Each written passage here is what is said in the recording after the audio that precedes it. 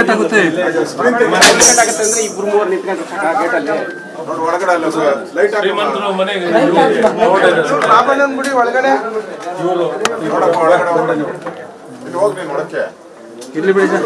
ಇವರು ನಾಮಂಗ್ಲದಿಂದ ನಾಮಂಗ್ಲದಿಂದ ಒಂದು ಸಣ್ಣ ಹಳ್ಳಿಯಿಂದ ಬಂದಿರ್ತಕ್ಕಂಥವ್ರು.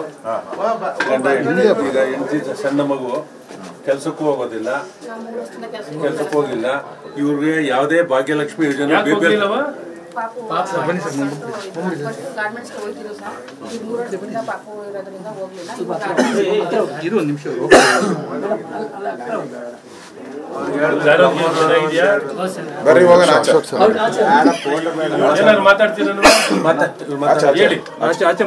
ಯಾವತ್ತಿಂದ ನಿಮ್ ರೇಷನ್ ಕಾರ್ಡ್ ತಿಂಗಳು ಡಿಪೋಗೆ ಹೋದಾಗ್ಲೇ ನಮ್ಗೆ ಗೊತ್ತಾಗಿದ್ದು ಸರ್. ಅಡುಗೆ ಮನೆ ಮಲ್ಲ ಅಕ್ಕಿದೆಯಾ ನೋಡ್ರಿ, ಓಟ್ ಬರ್ಲಿ ಬಿಡ್ರಿ. ಎಷ್ಟು ತೋರಿಸ್ಬೇಕಲ್ಲ, ಇವತ್ತು ಬಡಸ್ತಾನ ತೋರಿಸ್ಬೇಕು. ಬಡಸ್ತಾನ ಅನ್ನೋದು ನೋಡ್ರಪ್ಪ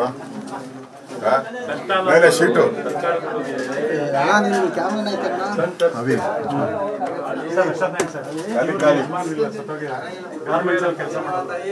ಸುಪ್ರೀಂ ಕೋರ್ಟ್ ಪ್ರಕಾರ ವಿಧವೆಯರು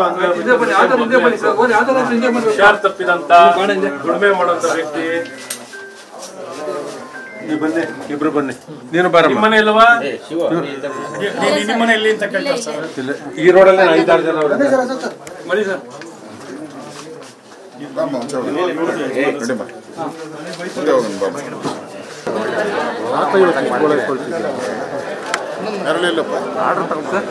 ಬೇಕಾ ಬಿಸ್ಲ ಇಲ್ಲೇ ತಗೊಂಬೋಣ ಸರ್, ಇಲ್ಲೇ ಕರೆಕ್ಟ್ ಇದೆ. ಎಲ್ಲ ಊರಲ್ಲಿ ಬಿಟ್ಟು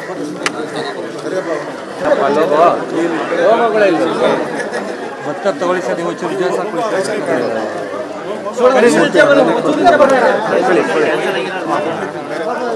ಅಮ್ಮ ಬರಲ್ಲ ವಿಧವೆ ಹೆಸರು ಶೋಭಾ. ಹೇಳವ ನಿಂದು. ರಿಪೋರ್ಟ್ಗಳು ಇಲ್ಲಿ ಹೇಳವ ನೀವು. ಶೋಭಾ ಜೋರಾಗಿ ಹೇಳವ.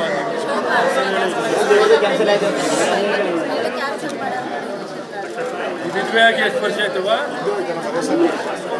18 ವರ್ಷದಿಂದ ಸಿಂಗಲ್ ಪೇರೆಂಟ್.